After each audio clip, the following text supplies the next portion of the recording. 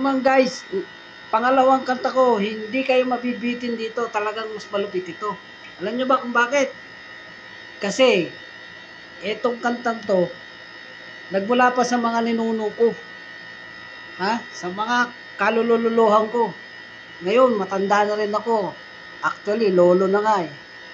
Pero, alam ko pa rin yung kantang to. Sige, stay put lang kayo dyan at makinig.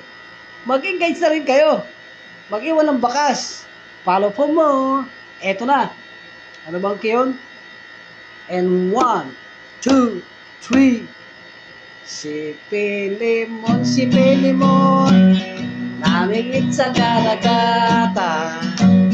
Nakakuha ng isdang pampasakan. Ibininta sa may tali pa. Ang kita niya'y nawala, tinatalo sa sabong. Huwag ka na magsabong. Kung matatalo lang, kailangan pandiin to. Follow for more.